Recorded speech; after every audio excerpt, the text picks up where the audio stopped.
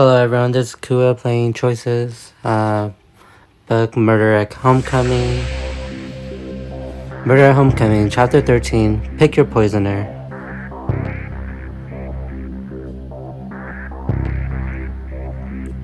So what? Dr. Morgan's Joanna's dad, and need I remind everyone, a literal doctor killed Gabby? When you say it like that, it does feel kinda like a stretch. It's far-fetched, but it's not impossible. No offense, Joanna, but your dad's done some pretty awful things. Yeah, didn't you say that if your parents found out about you and Gabby, they send you off to conversion therapy again? That's what I assumed, but if the drug found in Gabby's system was from his clinical trial, if he happened to find her instead of me. A heavy silence passes over the group. It must be insanely hard for Joanna to have to hear this. You don't know how she's managing to hold it together. So the theory is he took out his anger on Gabby, injecting her with the drug and leaving her to drown in the pool. You really think he murdered her over that? It does seem pretty extreme. Yeah, but murder's extreme. Someone did it. We don't know who was behind it, and we don't know why. The real question is Dr. Morgan the kind of man who could murder if he was motivated enough in the moment? You look to Joanna instinctively, trying to see if her expression gives anything away. She mostly looks sad. I don't want to believe he could, but my dad's not a kind man. It's possible. Joanna hesitates, her gaze wandering off, before she seems to come to some kind of a decision. There's one more thing. My dad was chaperoning for homecoming. If he was mad and ran into Gabby... So we've got means, motive, and opportunity. All that's left to find is proof. What about security cameras? The school's wired. The pool area isn't. It would have made our job much easier if it had been. What about the main gym? We could at least check to see if Dr. Morgan was in the gym or not during the time window of the murder. That's a start. I'll ask Toby about getting us the footage tomorrow.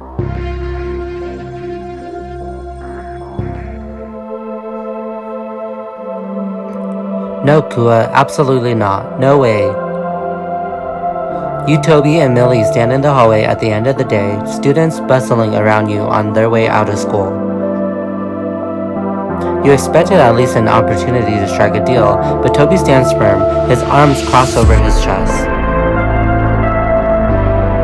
Toby, if you just let me... No. Okay, you two, let's all take a deep breath. Toby glances toward Millie and seems to soften a little. Good thing your instinct to bring her along was right. Toby, is there anything Koua could say that might change your mind? Any reason in particular? Toby waffles for just a second, torn by Millie's plea, and you take your opportunity to strike. And before you answer, no, I only accused Mr. Lewis because I thought he did it.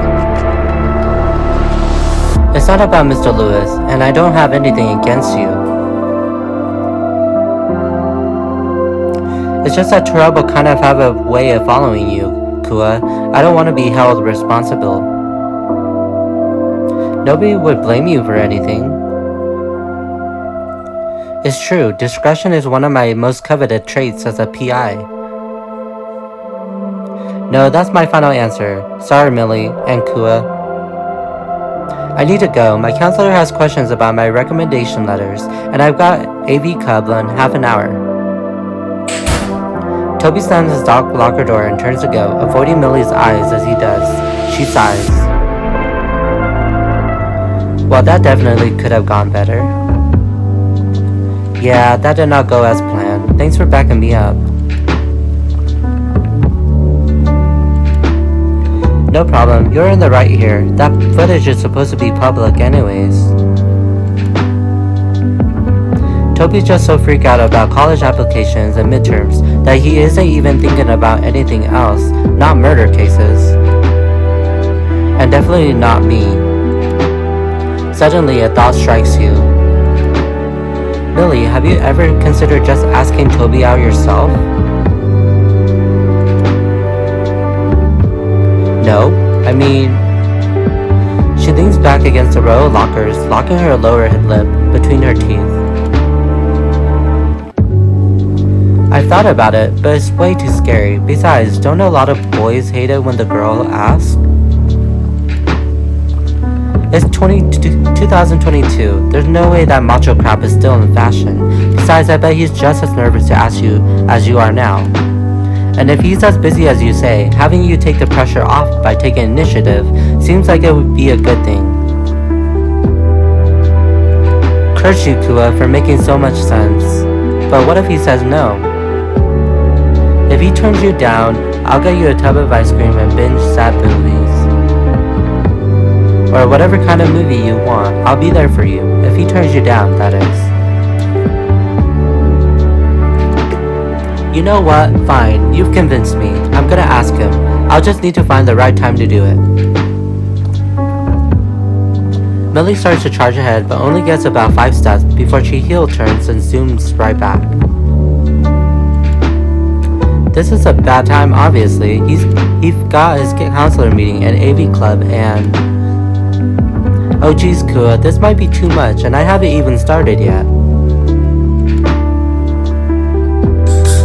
She takes her inhaler out of her pocket and gives it a shake and a puff to steady herself. Millie, I know it's scary, but you can totally do this. Remember when we were in middle school and McKinley Robertson wouldn't stop messing with me? Until one day you went right up to her and pulled on her ponytail so hard her scrunchie broke. That was a darker time for young Millie.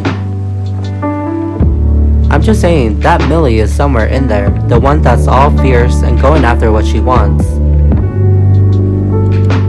Yeah, you know what, you're right, I showed McKinley who was boss, and I could show Toby too. She pauses, a sheepish smile returning to her face. Though, it'd be a lot easier if you were there to hype me up. You want me to be your wingman? No worries if you're busy, I know solving the case is important. But it'd be kinda nice to have my best friend by my side for this. Helping Millie ask Toby out will get them together and make the process of acquiring the security footage much easier. I've got your back. Oh, thank you, Koua. Let's just hope Toby's as into the idea as I hope he is. You drag Millie down another couple of hallways to just outside the counselor's door to wait out Toby's meeting. Millie paces nervously, and it makes you a little queasy to watch. Millie, would you sit down? You're giving me whiplash. Oh sure, just sit down and relax, Millie. It'll be fine, Millie. Let's just ignore the fact that this could well be the most monumental moment of my life. You grab Millie's arm, stopping her frantic strides, and pull her into a chair.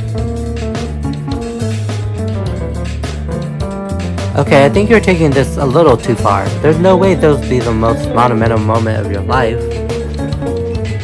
What if you save a kid's life at camp next summer? That's a little macabre, Koua.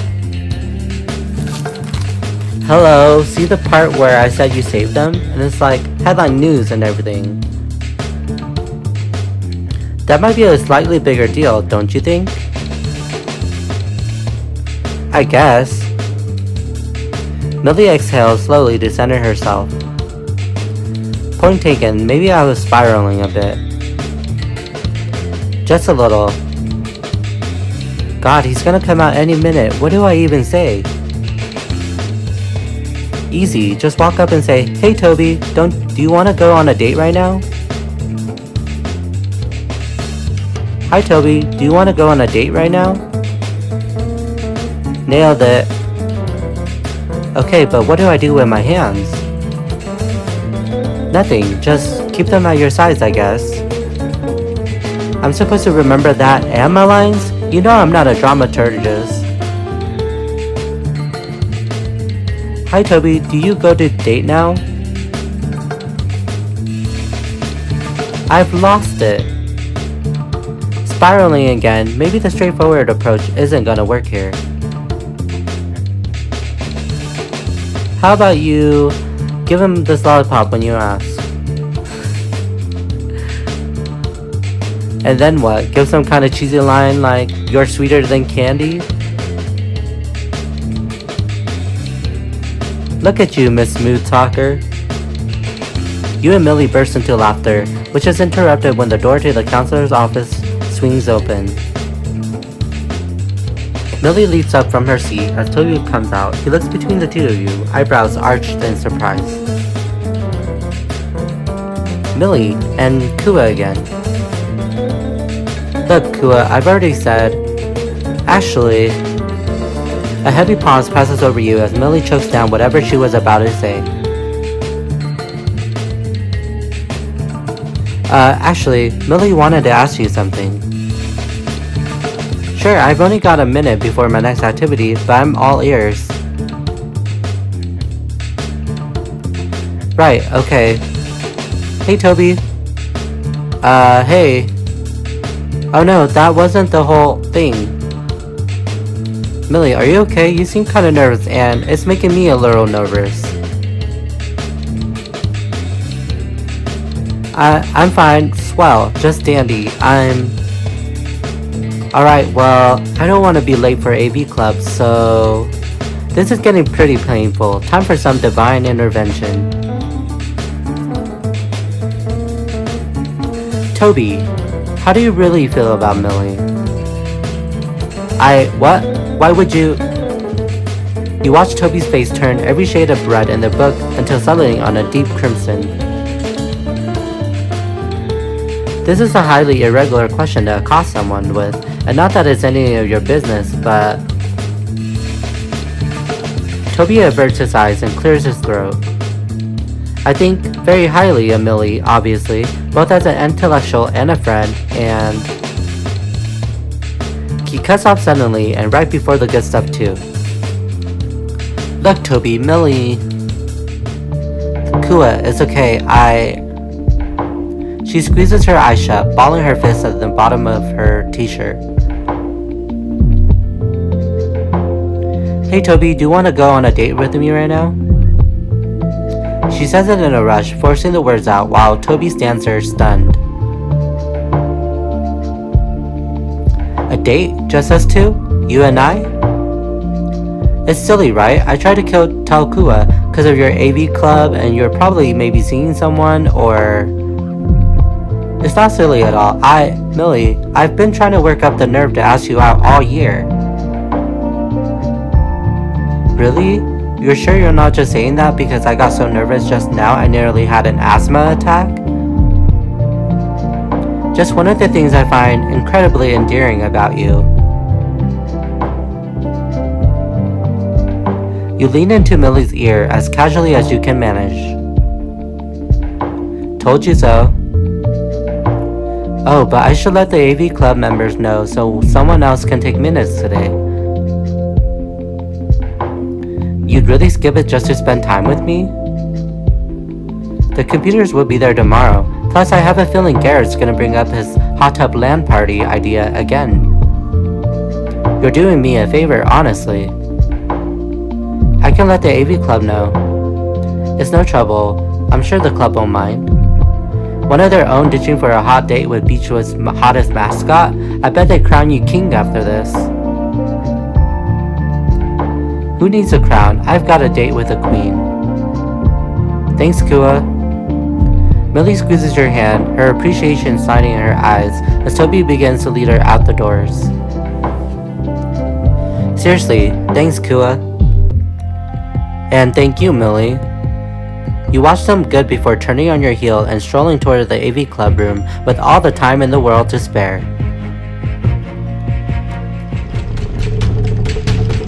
You rush to the computer lab so you can get that footage before Toby does the bail on the date and come back.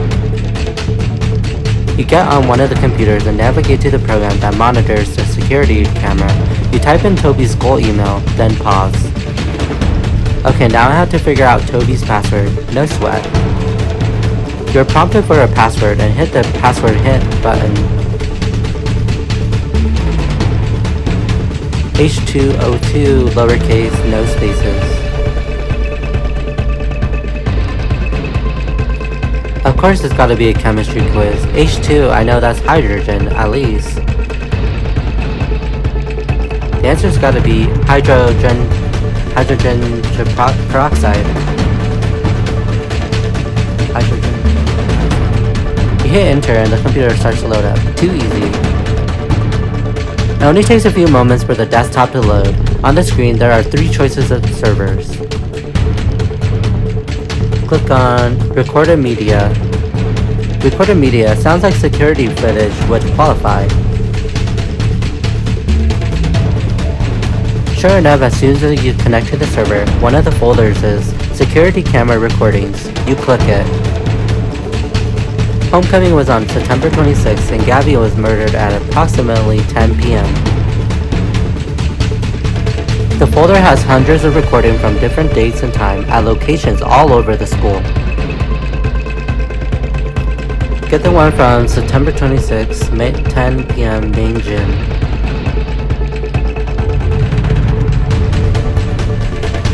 You scroll back to late September and quickly locate the correct file. This had better have what we're looking for.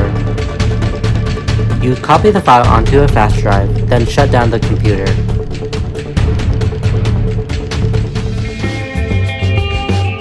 You shove the flash drive into your pocket and walk out of the computer lab as casually as you can manage.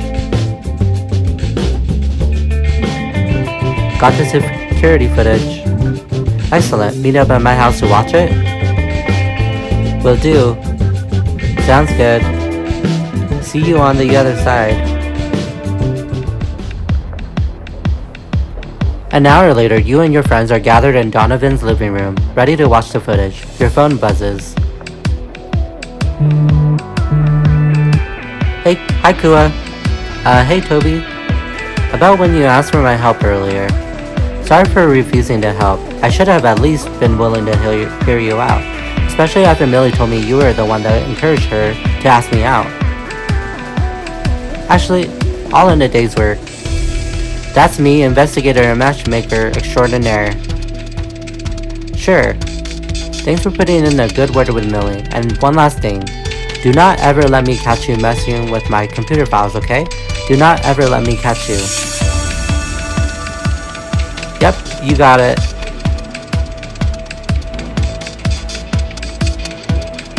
Oof, Toby can be scary when he wants to be, but at least he's not pissed that I hacked him.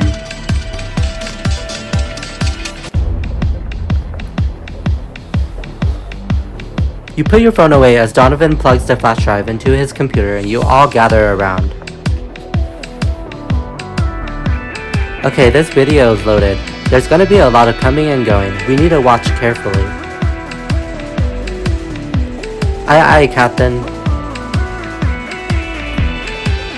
The footage is in black and white and there isn't any sound, but the image is surprisingly clear. Look, Koua, there you are. He points to the door. Sure enough, you're standing by the entrance.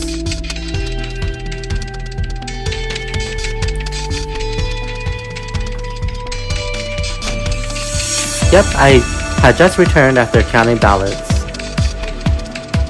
You watch a few people exit the gym, including April, Claudia, Kevin, and Mrs. Jones, the biology teacher. Most of them return within a couple of minutes. And then you see it at 10:02, Dr. Morgan exits the gym. Wait, go back, rewind and play that again. Donovan goes back a few seconds so you can watch Dr. Morgan the whole time.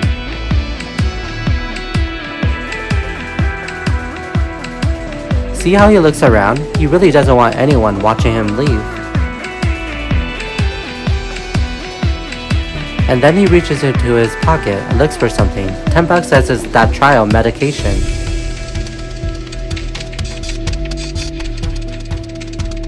Should we take this to the police? Not yet. We don't want another false accusations on our hands. It's not like Dr. Morgan's another Mr. Lewis though. At least Mr. Lewis wasn't a total a-hole. No offense, Joanna.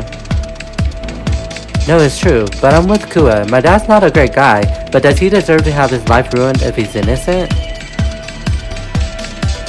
This is murder we're talking about. That could mean life in prison for Dr. Morgan, and the real culprit would go free. So what do we do? I think we need to confront your father directly, try to goad him into slipping up. But how? He doesn't even speak to me. If I come back home now, that's gonna raise some red flags, especially if I bring you all.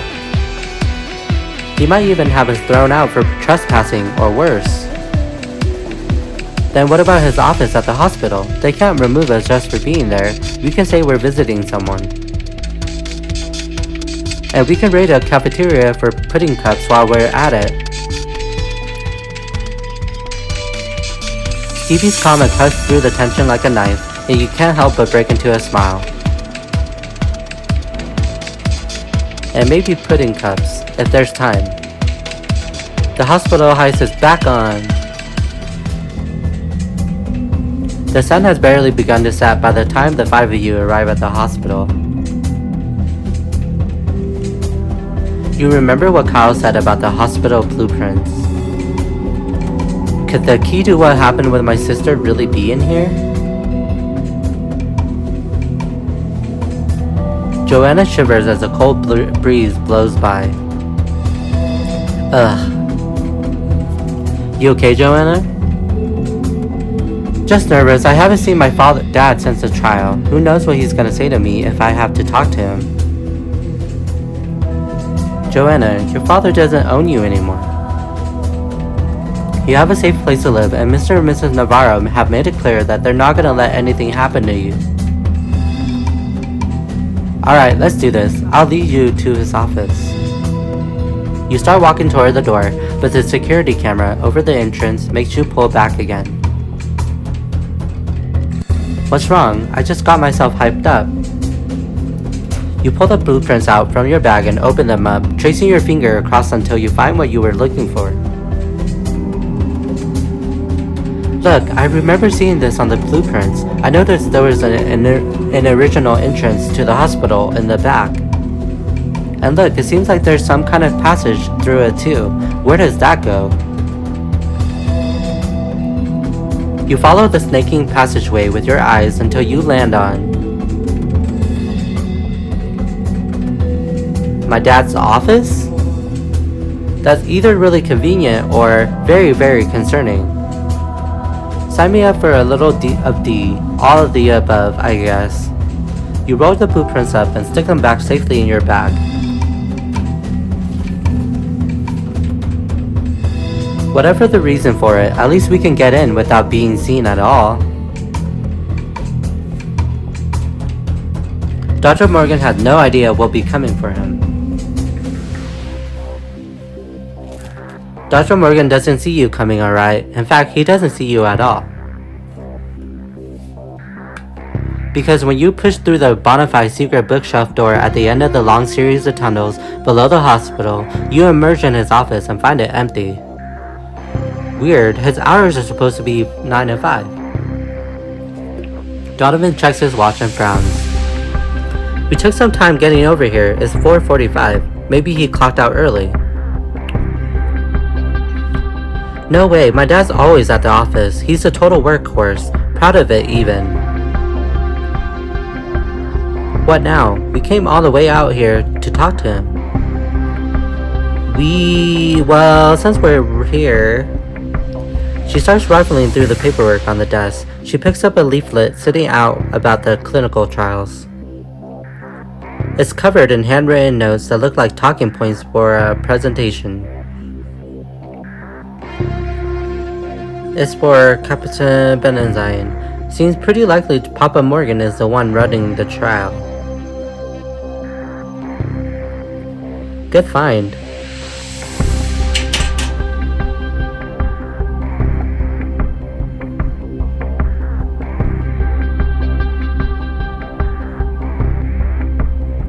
You eye the corners of the room, looking for cameras, but while you don't find any, you do find a golden opportunity.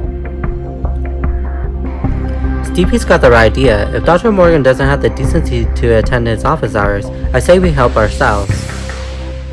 This room's free of cameras, and since we came in through...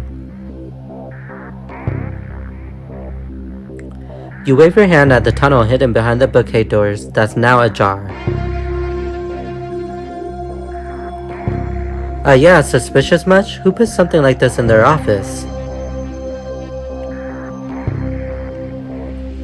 Maybe the answers are in this room. I'm with Koua. Who knows when we'll be this close to answers again?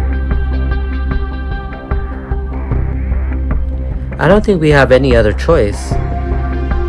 Alright teams, hands in. No, just to spread out.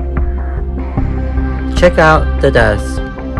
Dr. Morgan keeps his desk pretty neat, not many leaves of paper or things out of place. It's almost eerily tidy. You skip over the confidential patient files, but you move out of the way. You see a lone sticky note buried beneath the pile. Got anything? Just a note, MML, Monday, 4 p.m. Today's Monday, right? At least we know why he's not here. He's meeting up with this MML person. Yeah, it's multi-marketing level. I know them well. I don't know anyone with those initials that my dad would know. Maybe it's shorthand. You put the note back where it was and snap a picture on your phone just in case. Check out the calendar. Stevie takes the calendar off the wall and starts flipping through it. This cheesy floral pattern is going to make me barf. Is a little personality too much to ask for these days? Suddenly she pauses and goes back to the first page. Got something, Stevie? Yeah, Dr. Morgan's apparently chaperoning winter formal. He's got it marked on here. If this guy is behind the murder, he'd be crazy to go back to the scene of the crime. Unless there was a reason, like if he left something behind? That's a good point. It's not like he could just waltz in during the middle of a school day. Especially when he isn't even speaking to his kid. What possible other reason could he have for going? Check out the computer. You power the computer up and are prompted for a password.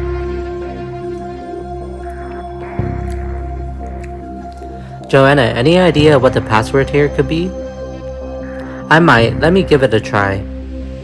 She taps out a sequence on the keyboard, but when she hits enter, nothing happens. He must have changed it. I'm not surprised. He can be kinda neurotic about that kind of thing. Almost as if he has something to hide, you glance around the computer area, and your eyes fall on the printer, where several pages are sitting out. At least we can see what he was doing last on the computer. Oh. You take the printed out papers and flip them over. It's an information booklet about the Helping Heart Camp for troubled teens. You try to hide the papers, but Joanna grabs them from you before you can. Her face drops, then twists into a look of horror as she skims the page. I can't go to this place, you guys. You put a hand on her shoulder, feeling her shaking. Hey, we're not gonna let that happen, okay? Yeah, okay, maybe I'm just being overdramatic. All this really sounds like a bunch of teens in the woods doing regular camp stuff, right? Sports, craft, group testimonials from ex-gay success stories, practicing discipline through physical and mental challenges. What does that even mean? Joanna, it sounds like brainwashing to me. Think I could take your dad in a fight? I may be young, but I'm scrappy and I'm highly motivated. Joanna chokes out a laugh, then borders on a sob. Don't joke about that, Koua. What if he really did kill Gabby? It's a sobering thought, it always is. But she offers up a small smile.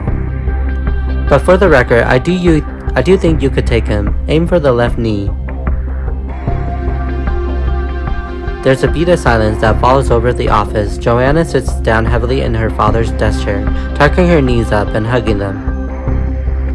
What if they take me away in the night or something? That happens, you know. I'll break you out if I have to. I don't think it would be that simple. You'd be surprised how much easier things get when you're doing it for a friend. And on the bright side, your douche canoe of a dad might go to jail soon. Joanna shakes her head with a laugh. Stevie, your ability to diffuse tension is as sharp as ever. Careful, don't inflate her ego too much, or her beanie won't fit. One by one, all of you reach out to Joanna, and she then tucks her knees and let you fold her into a group hug. Okay, this stuff means nothing, cause I'm never going to this camp, because I don't need it. That's our girl. That's it? I feel like we barely learned anything. Suddenly, the office phone begins to ring, and you all freeze, holding your breath. Finally, it kicks over to the answering machine. Thank you again, Dr. Morgan, for the house call. You're probably nearly to your office by now, but you forgot your scarf. And it looks like that's all we're going to learn today. Time to go. Good thing we have a quick exit on hand. She does a little bow and gestures toward the waiting mouth of the tunnel. Shall we? When you emerge from the hospital, the sun has barely moved from the sky. How's that for an in and out job? And nobody saw a thing. Hey you kids, what are you doing hanging around here? Until now. Scatter. You all scramble apart, running off in different directions. Stevie grabs your hand and leads you around the back of the hospital and into the staff parking lot garage. Quit thinking coming here. Do you think we lost them? Judging by how they were huffing and puffing and trying to go every which way at once? I say they were lost before we even got involved. You snort, then lean back against the wall behind you to catch your breath. Stevie taps out a quick message on her phone. Gang's all cleared. You can rest easy, Koua. What's the little evading arrest on a school night? Aw, how silly of me. I forgot Big Bad Koua isn't afraid of anything. Not afraid of anything? You got me dead to rights. You don't get anywhere doing the work I do without being willing to put yourself in a bit of a risk. And you're no stranger to that, but I'm wondering if you've tried at all. Including... She pulls a pair of bobby pins from her hair, a mischievous glint in her eyes. A little breaking and entering. I happen to know an access stairwell to get to the roof from here. It's usually locked, but that's half the fun. Really? We just escaped a couple of security guards, and you want to dive right back into trouble? What's one more misdemeanor anyway? Besides, I know for a fact that when the stars come out, the view is the best in town, hands down. There's no way you know that for sure. Care to wager? Stargazer Stevie, let's see what's behind door number 1.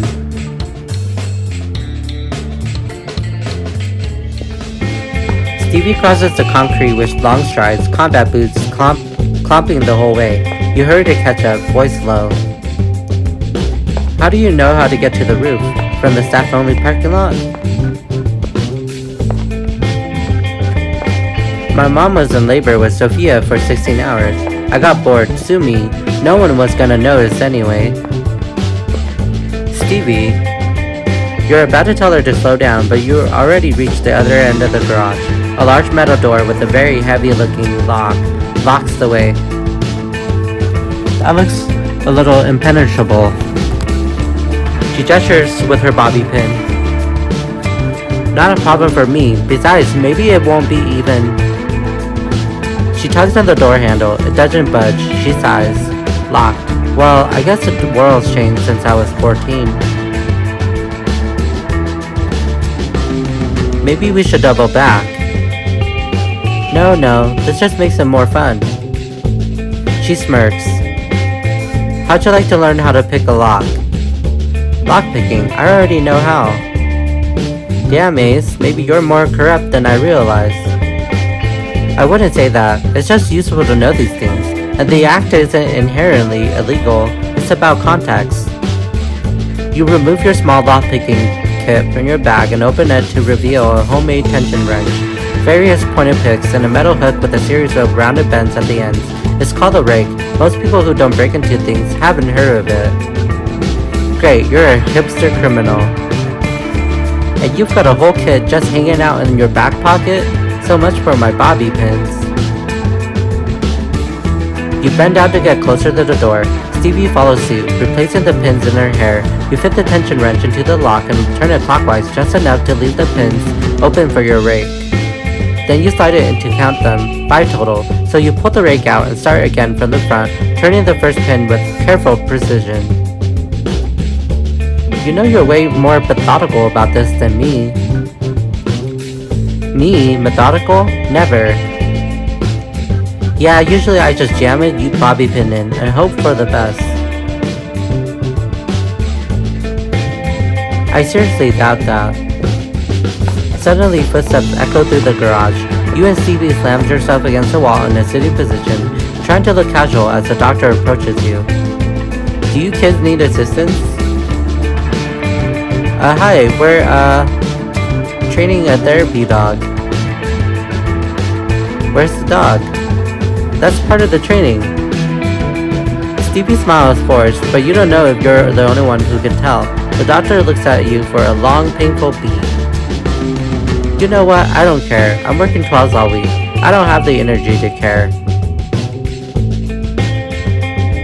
As he walks away, you and Stevie leaps into action, jimmying the lock to turn over each pin in turn. Finally, the door opens. You rush inside and climb the stairwell to the roof. Beechwood twinkles below you, but it only takes 2 steps for the immensity of the sky hits you. Whoa. It's so beautiful. Looking at Beechwood like this, it seems almost like there isn't a murderer on the loose. Yeah. You walk forward, leaning on the rail. So, come here often? She laughs. Not so much, but I do dabble in urban trespassing. Like abandoned buildings? Yeah, you know that asylum on the very end of Grove Street?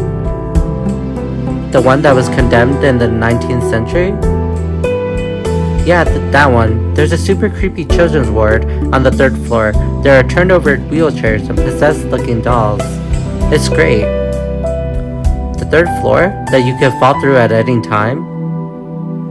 Oh, those aren't even that dangerous. Did you know Beechwood has some mine shafts directly under it from when the coal miners dug too deep? Stevie, please don't go into mine shafts. There could be ball rocks down there. Or at least bring me. That I can do. I always knew you had a rebellious side. What's the point of secrets if you can't find them out? Though my trespassing tend to be a little more modern. Once I stuck backstage at the circus, the aerialist was married to the lion tamer, but the aerialist was also seeing the elephant handler. It was a big crisis. The animals were rescued. The marriage wasn't. They were not happy with me. Sounds like we both could have used some backup. I'm sorry, Stevie. Oh no, I didn't mean it like that. Sometimes it's good to be alone. You learn stuff about yourself. Like what? Like how good you can get at criminal activity if you apply yourself. I suppose that would do it.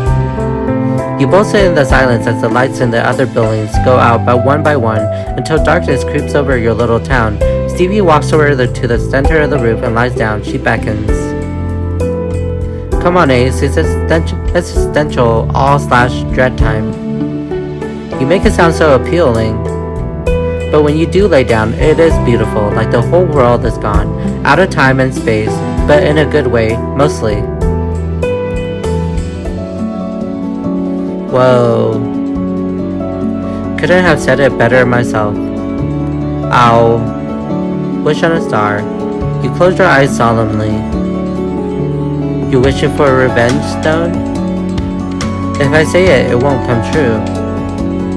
Well, I'll help. She shuts her eyes tight. Did you know that the tradition of wishing on a star came from Ptolemy, who said that the stars were a sign that gods were listening to our wishes? Nerd.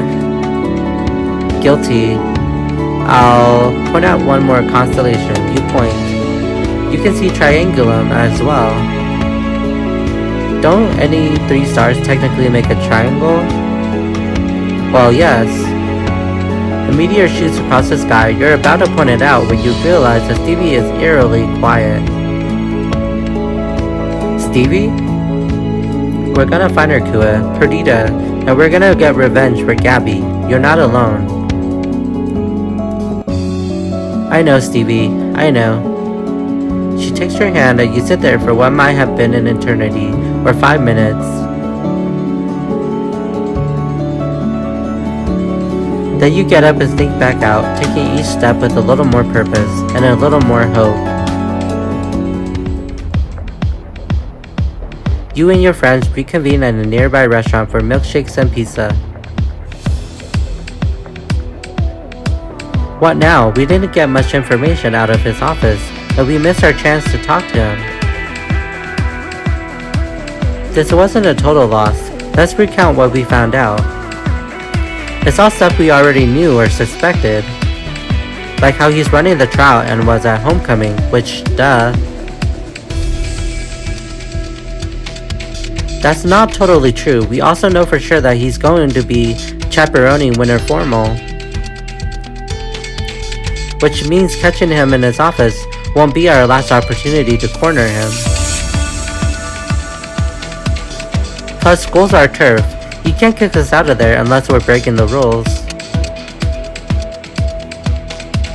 And there'll be plenty of security and other chaperones in case things get heated.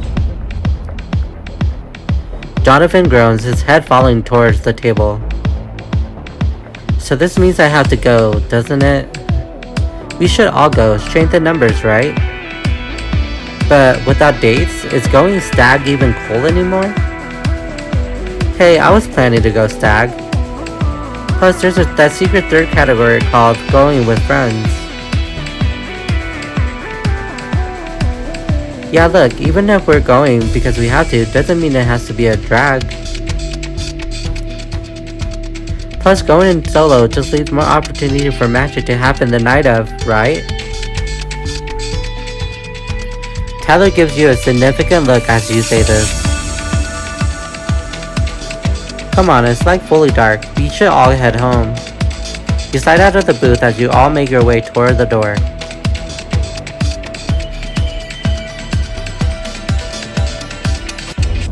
Out in the cold night air, the 5 of you stare into the darkness, hushed. Outside of the cozy restaurant, your situation becomes dire once more. So, Winter Former, here we come, huh? It's time we get justice for Gabby, once and for all.